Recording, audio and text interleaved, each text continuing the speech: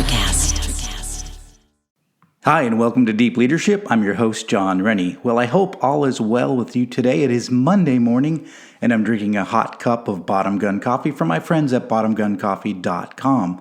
I have another great show lined up for you, but before we get started, I just wanted to mention that my latest leadership book is available. It's called You Have the Watch, and it's available for sale on my website and on Amazon.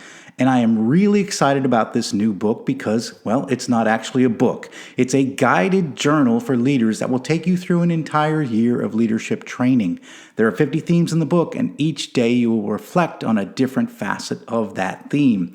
This journal is designed to be on your desk at work for you to read and reflect on for about 15 minutes each morning. Leadership skills are just like any other skills. You need to practice them to get better at them, and this journal lets you practice those skills and helps you practice those skills. So if you're interested in this guided journal, go to youhavethewatch.com or Amazon and pick up your copy today. Now, those of you who ordered the book during pre-order, most of those books have shipped. I'll be shipping the rest of the books this week. So thank you for your patience in getting the book out. We had a tremendous outpouring of support for the book. I think we sold more than 250 copies in the pre-order period. So thank you for your support.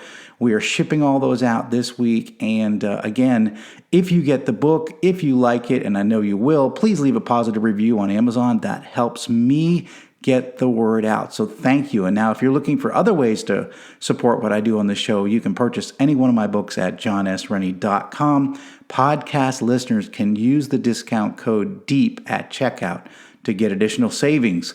Well, that's it. Today, my guest is Wylie McGraw. Wylie is someone who understands high performance. As a former baseball pitcher, competitive bull rider, and three-tour combat veteran, he knows that to reach new levels of performance, you need to push well beyond your comfort zone.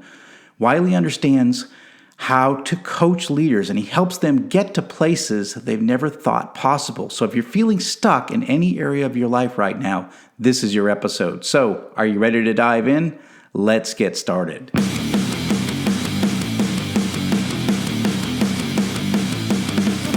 Welcome to Deep Leadership. Leadership is a people business. That's the philosophy of your podcast host, John Rennie. As a former Cold War submarine officer who spent 20 plus years leading businesses in corporate America before starting his own manufacturing business, he knows that leadership matters. Are you ready for some real-world actionable advice from John as well as his expert guests? I'm ready. The show starts right now. Welcome to the Deep Leadership Podcast. Today I'm joined by Wylie McGraw. Wylie is a former star baseball pitcher, competitive bull rider, and three-tour combat veteran. He's the founder of Radical Performance Acceleration. For more than a decade, Wylie has been working one-on-one with the highest performing professionals, guiding them to accelerate beyond what they ever imagined possible. Wylie believes that self-mastery can be attained by pushing beyond our comfort zones to discover new levels of performance. And I'm excited to have him on the show and learn what he is doing to help business leaders become high performers. So Wylie, welcome to the show. John, thank you for having me, brother. I got to say, you're the first bull rider we've ever had on the show. So that's a first. We've had a lot of veterans on the show, but we haven't had a bull rider. So tell us a little bit about, you've got a really interesting background from sports in baseball to bull riding to eventually going into the Army and doing 3 combat tours. Tell us a little bit about your background, how you kind of went from sports to the military to now what you're doing today. Oh, absolutely. And I'll do my best to keep it as surface level so that if people want to read more in depth, I did put it together on my website. They can go to wyliemcgraw.com for that because there's more just meat to bite into. But yeah, for my background, for the sake of your question, John, I was a competitive baseball player. I grew up in a household of athletes. My father being a semi-pro ball player, I grew up around professional baseball players themselves. So the talent that I had was cultivated.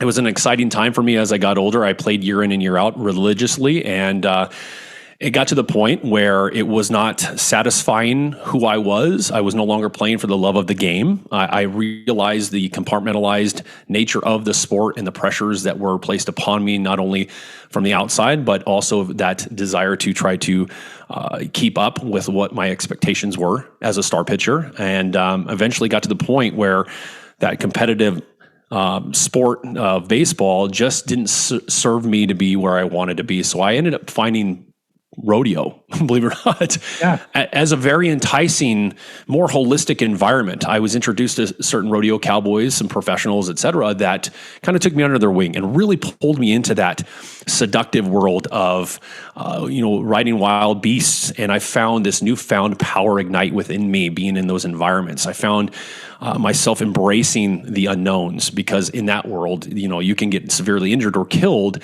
but you don't go into it thinking about those things. All you care about is hyper focus on your presence, your intuition, your gut, your mind, et cetera, all at the same time. And I found this new version of myself coming alive, and I got really excited about that guy right there. And that drew me more into the world of finding real world challenges and things that could really stretch my capacity as a man, as someone who wanted to be the best version of myself. And after, doing that competitive bull riding for many years, the military came knocking. And I decided that was where I wanted to go next. I wanted to be around other men and even women like me that really wanted to explore all areas of their life and go out into the world and find challenges that really made them become elite, if you will, in who they are. And I found the military being the very place that served that desire. And I joined, the United States Army, became an Army combat infantryman with the 101st Airborne Division. Yep. And I did 3 tours of duty overseas. And I found in the middle of combat my ability to be eerily calm in those chaotic moments. I found myself, because of that bull riding experience, translating into my leadership in the military and combat, my superpower of being able to see blind spots in performance in the middle of those chaotic moments, and being able to really mold and lead my men and myself so that every aspect of our performance always produced positive outcomes for the missions that we were on. And it eventually just bled me into this world of discovering more about myself when I got out of the military. Self-mastery, I chased that. I wanted to study every angle of who we are as human beings, from the neurosciences, the psychologies, holistic health, alternative medicine, every area from east to west for me was all about how do we become the most optimized versions of ourselves so that we can manage inner volatility and be able to lead fearlessly without any stress or any kind of chaos that might hold us back. And that's why my background kind of gradually led me into this new world of performance itself, and where I discovered my ability to do that with high achievers. And that's what I do today. So you, as I understand, you started off like working with, PTSD, people who had combat veterans with PTSD and counseling, working with them. And is that where it began, where you started working with individuals like this, or? Yeah, absolutely, John. Being a combat veteran myself and understanding the rigors of war and being around other people that have suffered even more greatly than the stress that I dealt with when I got out of the military. Like I said, being in the military in a combat environment specifically, that superpower, if you will, of being able to see these blind spots, being able to address them head on from the inside out versus the outside in approach that we typically have in our society today. I naturally just found myself connecting with other combat vets. I worked with SEALs, Force Recon guys, buddies of mine that were Green Berets. We just stayed connected, and I gave them the environments as a veteran to actually face head on the stress that they were carrying around, which is what allowed them to accelerate their healing, getting off their medication, being able to have better sleep at night, having better relationships with their wives, their children, their partners, et cetera. And I found that in that work that I built this business around creating these environments. You and I are both vets, so we understand the environments matter to who we are and how we perform.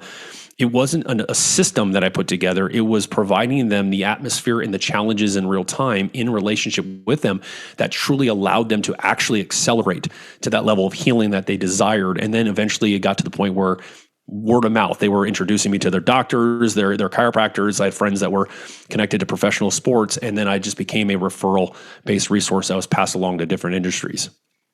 Now imagine everyone that you were working with starts from a different, point, like you're working with a professional athlete. They might be at a high level of their game already, right? But they're still dealing with some level of something that's preventing them from getting to the best version of themselves, right? Where you might have, like I said, a combat veteran dealing with something very specific, right? And whereas you might be dealing with a business owner that has a completely different angle. So I imagine everyone that you start working with is at a different level in their journey. And is it part of what you do is kind of spend time with them and assess where they're at and where the big challenges are in their level of performance, or what's stopping them from getting to where they want to be?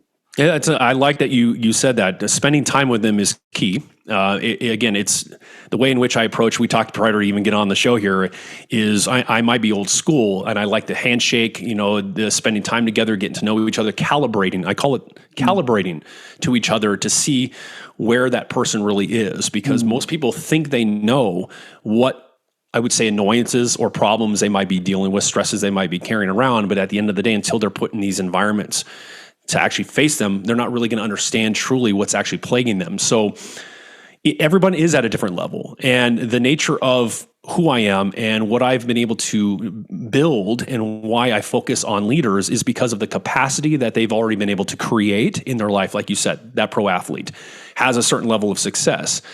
But most human beings, if we consider the neuroscience of things, the psychology of things, there's a lot of the subconscious playing out here. There are a lot of past life experiences that people have not actually dealt with, addressed head on. They haven't done any real work around that dynamic nature of themselves. They have circumvented it, overridden it, swept it under the rug, all for the sake of creating that notoriety, that financial success, the status, etc.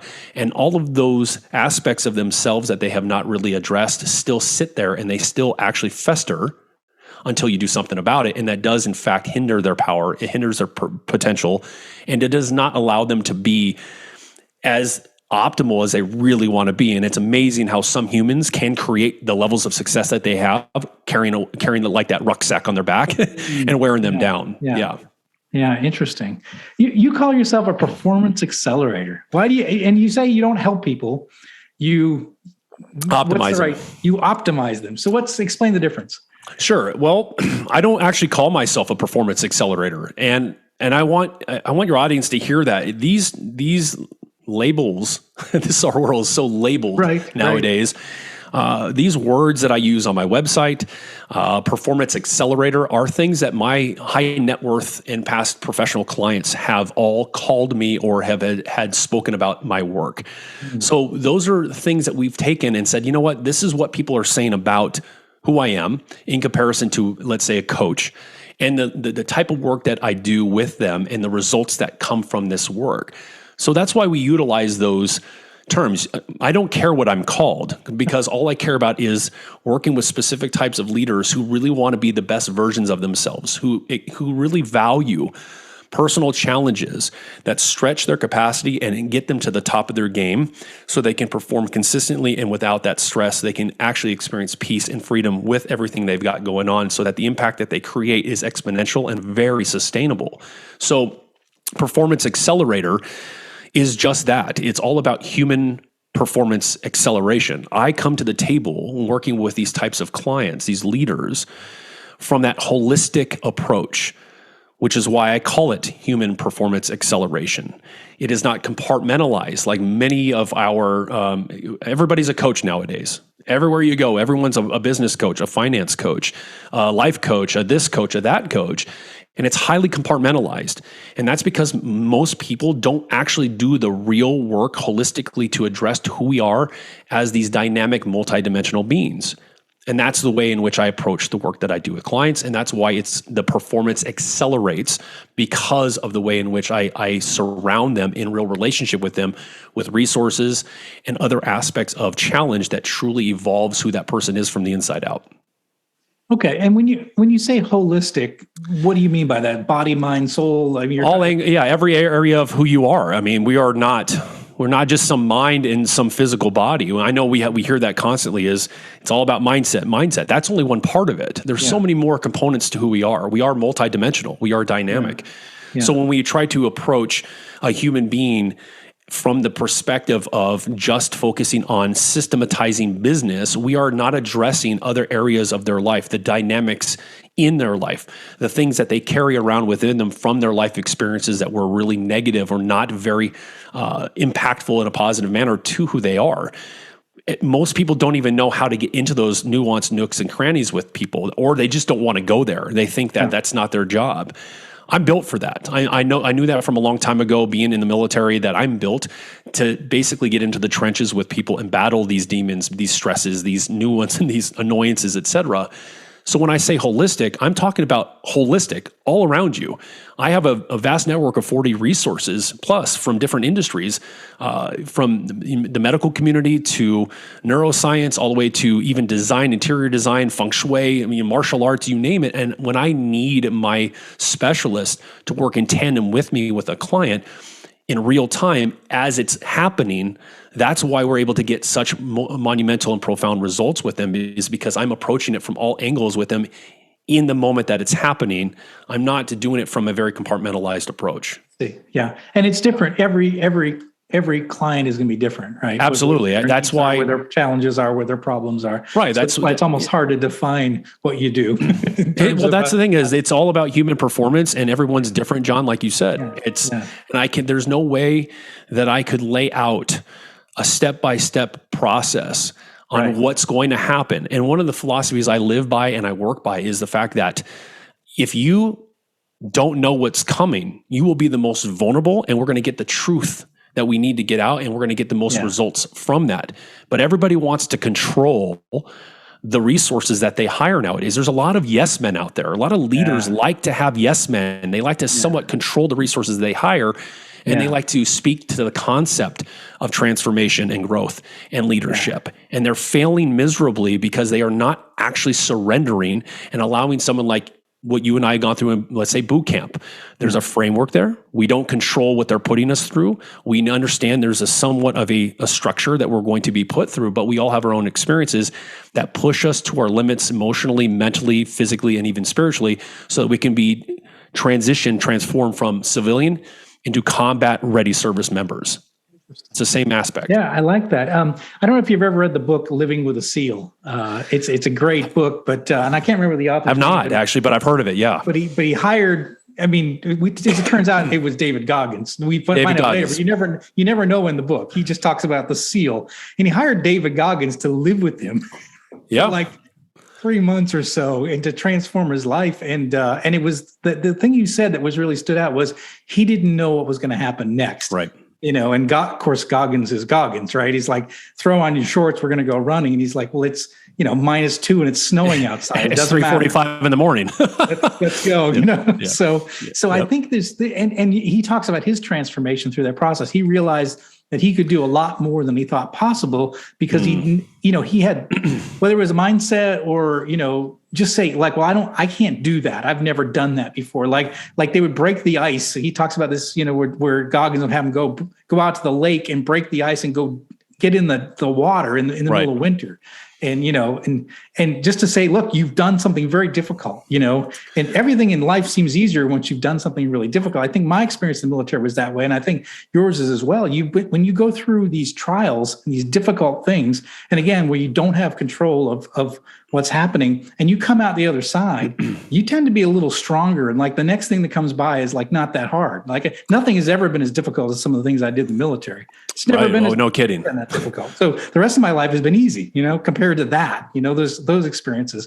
So I love that you bring that kind of idea, that mindset, or this, we're going to take you through a process that where you're not going to know what's going to happen. And, but you're going to learn about yourself through the process. Well, that's the thing is you're going to discover who you really are. And that, again, my work is obviously for everyone. That's why I work, with maybe 3-4 leaders a year. It's very intimate.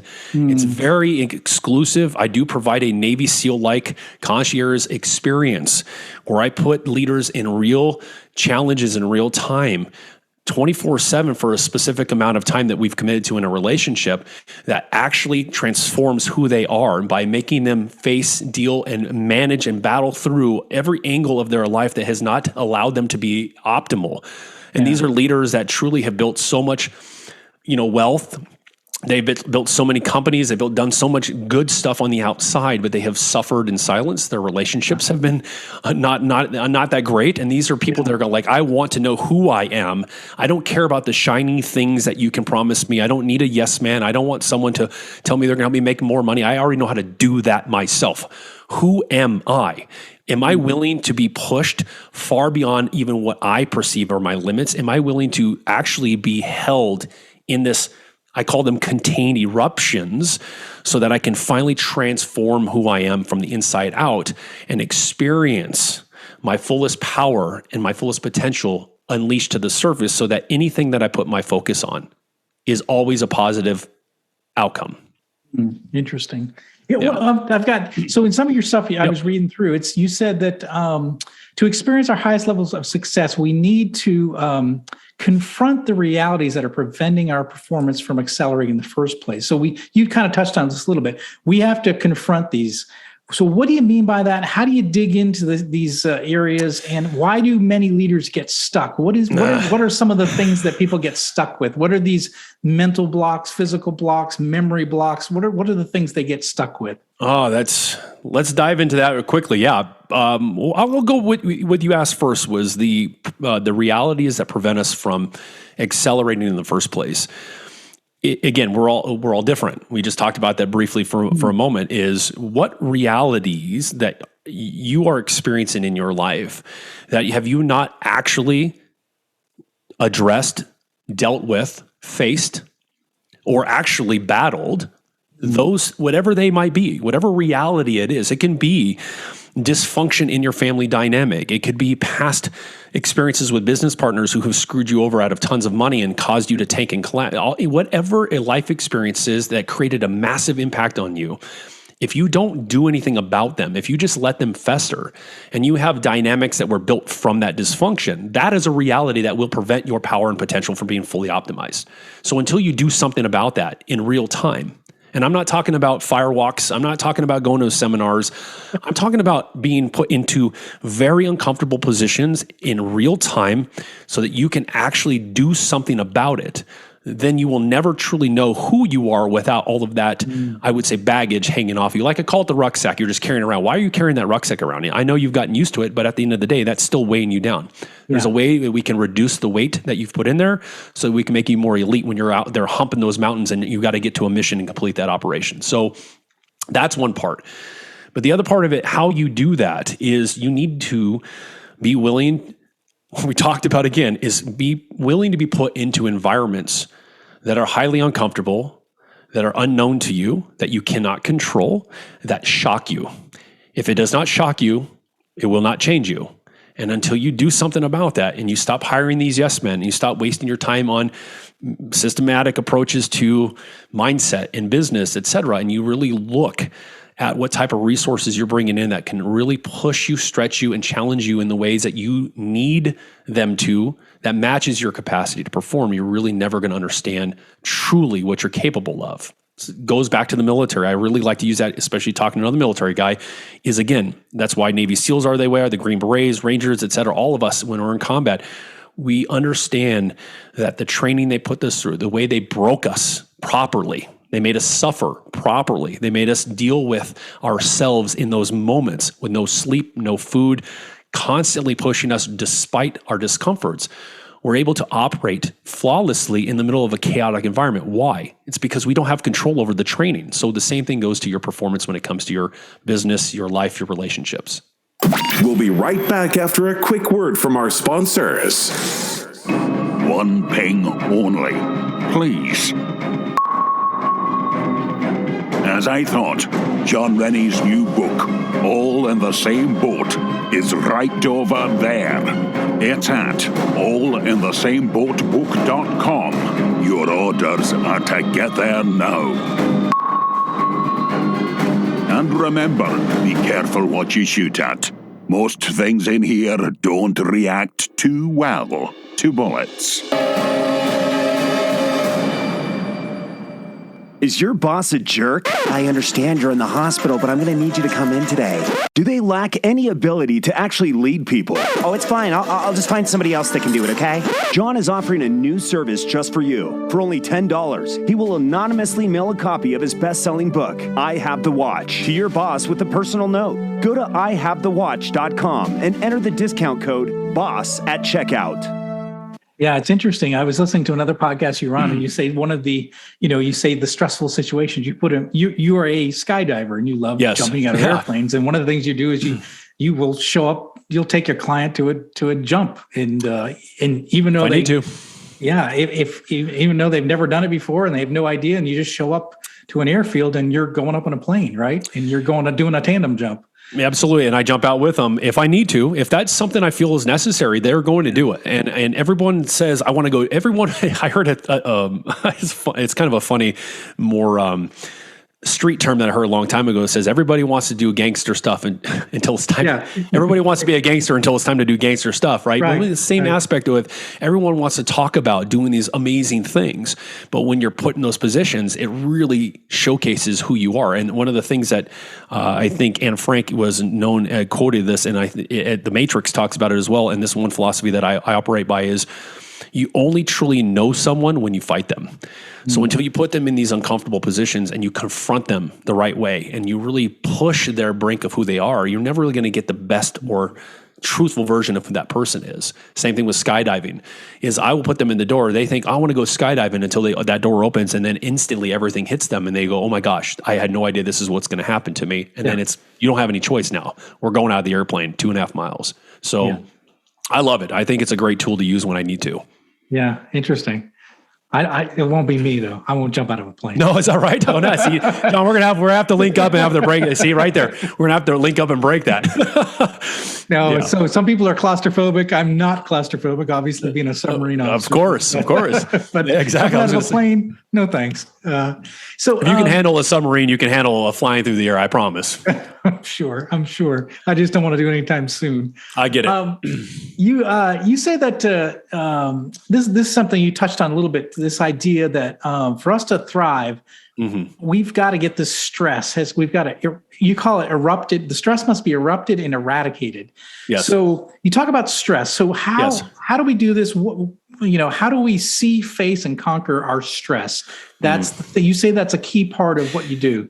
Absolutely. Well, we can label it anything. I think we all have our different definitions of what stress is. Okay. First and foremost, we believe and understand that stress is a part of life.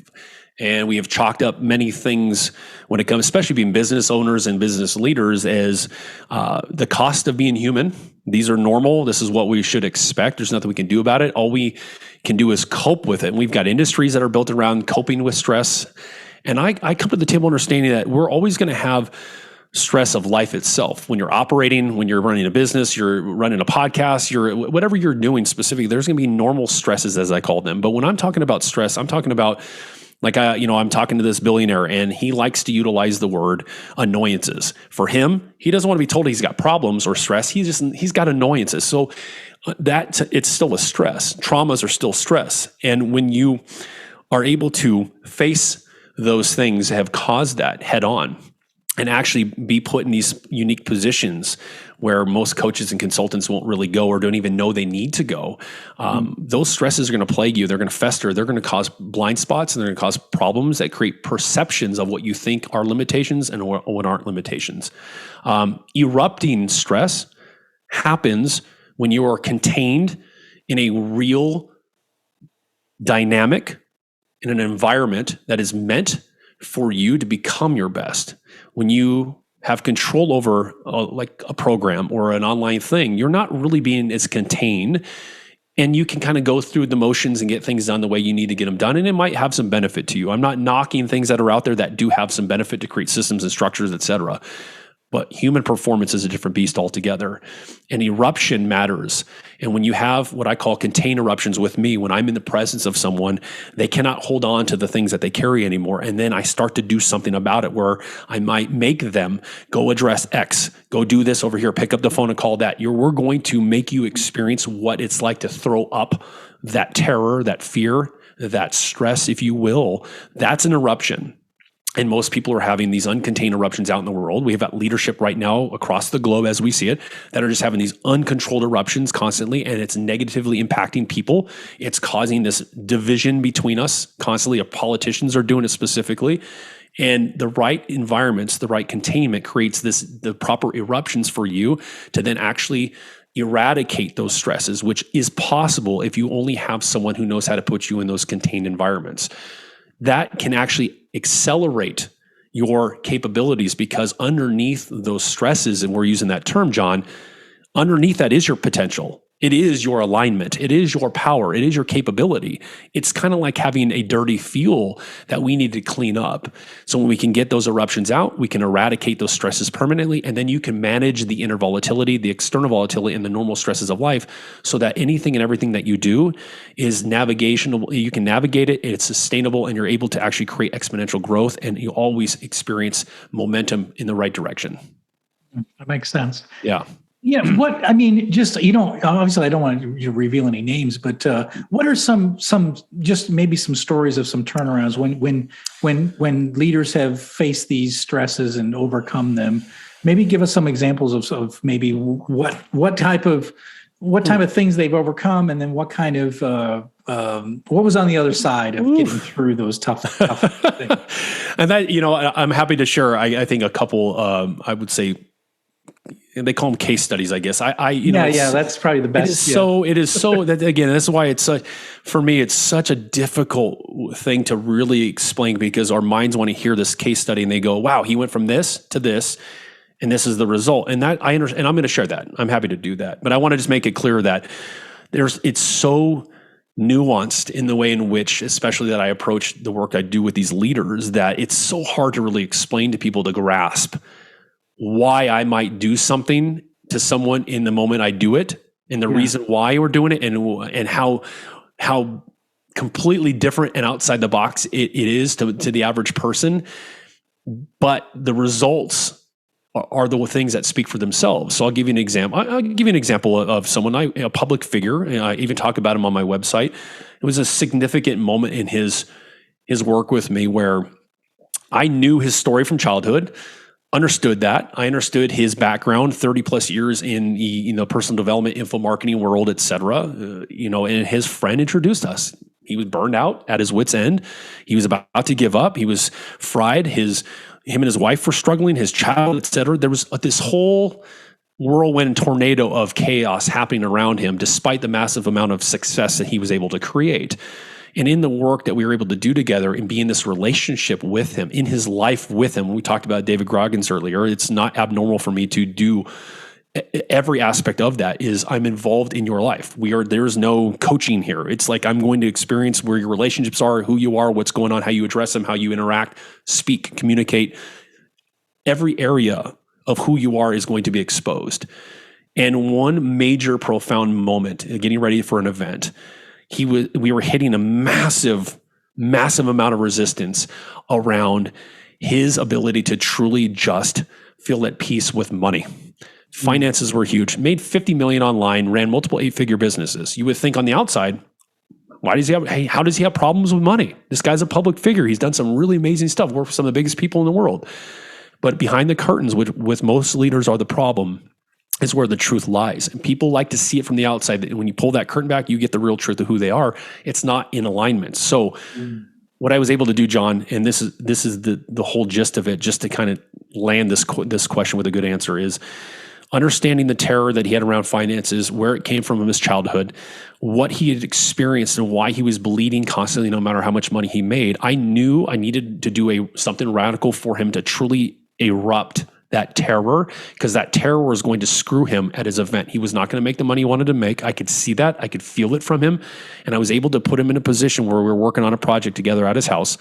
And I said, here's what I'm going to do. I'm going to go get food, and I'm going to come back. But I'm only going to come back after you've done this. I'm going to put you in a position to really challenge you. And you're going to pick up your phone and you're going to call every single billionaire, public figure, friend, celebrity and you're going to ask them for financial support. Mm-hmm. And at the end of the day, the way he reacted to me in that moment, I knew I hit it on the head. I said, I don't care about what you think is right or wrong in this moment. I know that by you doing this, the only way we're going to get you to face that terror around around your money and why you're constantly bleeding and not able to hold on to it is because you've never dealt with the experience of your childhood. You've never dealt with people screwing you over. You've never dealt with confronting and actually showing yourself to be vulnerable and needing help. You've never done any of that work. The only way this is going to happen is this challenge. And that's the kind of challenge I put him through. And he freaked out, panicked, but he still did it. And every single one of his friends was supportive. Some never answered or responded, and that's fine. Some people said, I can do a little bit for you here and there. The point here is it doesn't matter about him getting that actual financial support. That wasn't the point of the exercise or the challenge. The point of that was to put him in the position to face that terror by addressing and showing people, here's how vulnerable I am. Here's who I really am. Here's where I really am. You might think that I'm successful here, but I'm not. And I need you to know that. I need your help. And when he did that, a whole new version of himself when I came back. Completely a different, he looked different. His face looked, his body, his demeanor, his energy. And he went to his event 2 days later and he made 5 times the amount of money that he had ever made at any 3-day event he ran. And it was just the way he approached his confidence on stage. People felt him differently. People were coming up and going, who are you? What are you doing? You're a different person. I've been following you for 20 years. I've never seen this version of you. Simply because we were battling through a demon he just was not looking at and he was unwilling to look at, that no other business coach could ever put him through.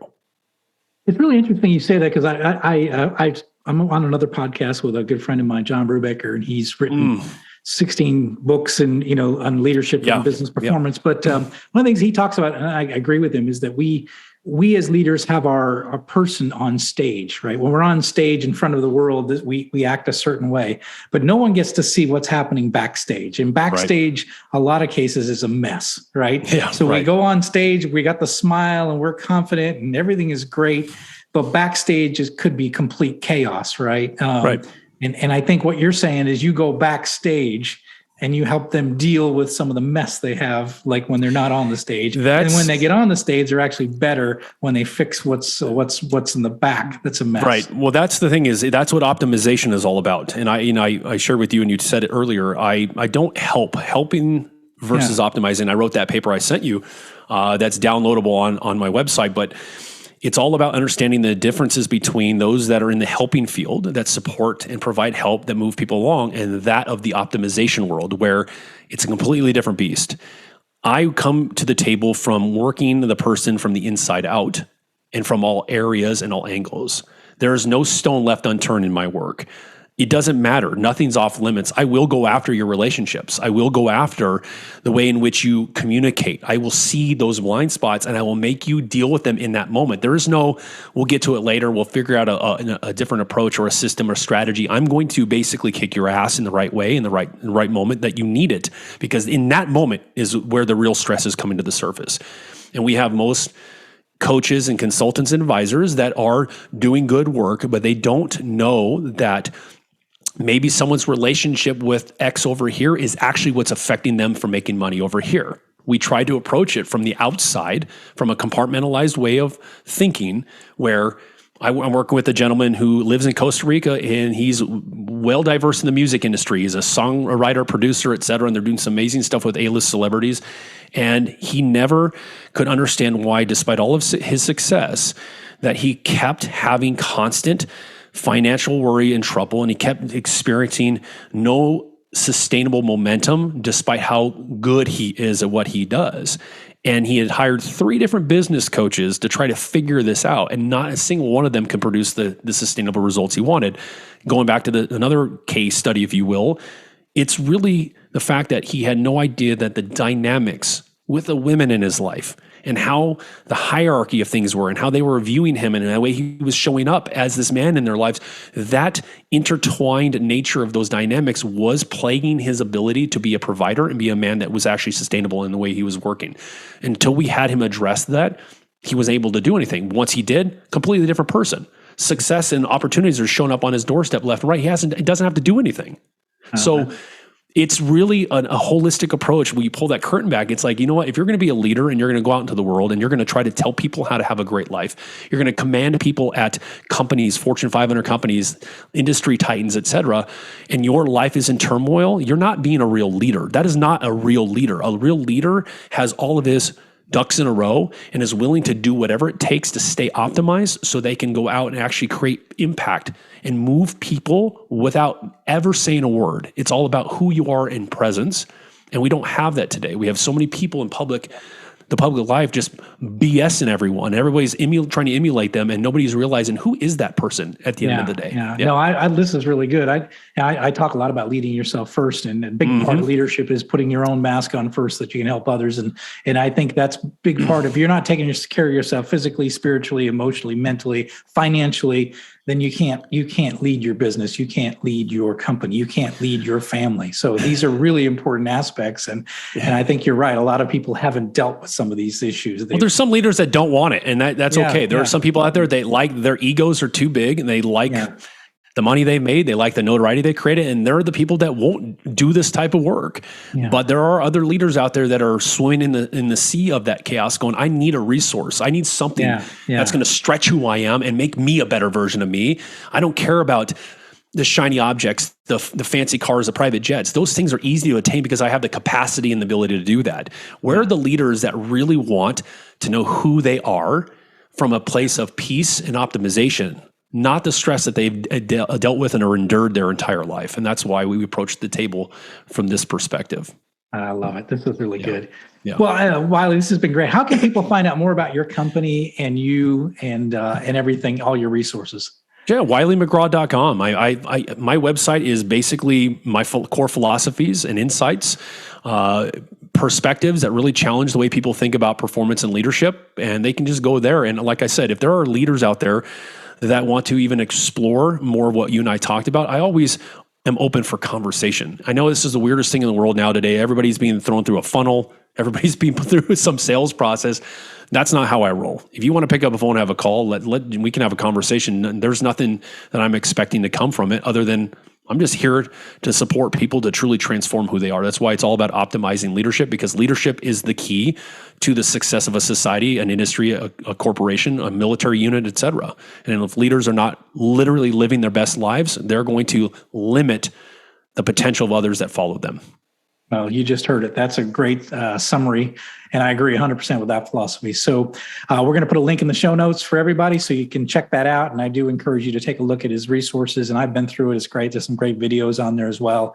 And great articles, blogs. There's a bunch of good resources. Plus, you can pick up the phone and call Wylie as well because he wants to help. So no, he doesn't want to help. He wants to optimize. It's all right, brother. Hey, you know what? It's a good conversation is good conversation, despite where it goes. And I care more about the work itself, and if I can keep pulling people out of the matrix, if you will, from the weird compartmentalized way in which we're approaching our leadership and our ability to do good things in the world, then I'm more than happy to do that with those that want to have it. That sounds good. Well, Wylie, I appreciate you coming on the show and sharing. John, thank you for having me, brother. This is really good. Yeah. Thank you. It's been great. Yeah, you're welcome. Thank you. Thank you. Well, that's it for today. Thank you for listening to Deep Leadership. If you like this podcast, please subscribe and share so we can continue to build a world with better bosses. Until next time, this is John Rennie saying take care and lead well.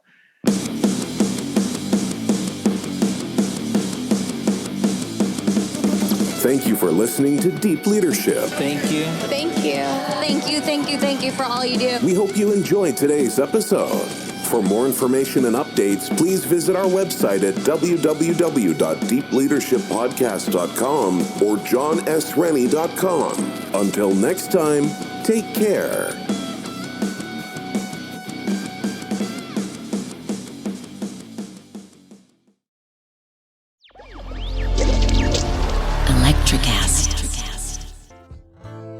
Welcome to Tuning Into Sound Wellbeing, where we harmonise your mind, body and soul.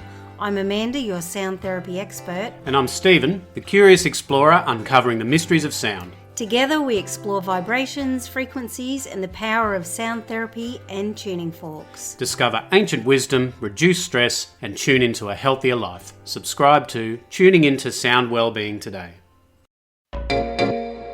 Hey there, fabulous souls. I'm Stephanie Baklaan. And I'm Eden Alpert. And we're the hosts of the brand new podcast, Unapologetically Fab. Get ready to join us on an amazing and real journey as we dive into life after 40 and own it. We're all about changing the narrative, leaning into who you are, and living a life by your own design. Join us as we embrace life unapologetically and redefine success. This is Unapologetically Fab, an Electric Cat production. See you there.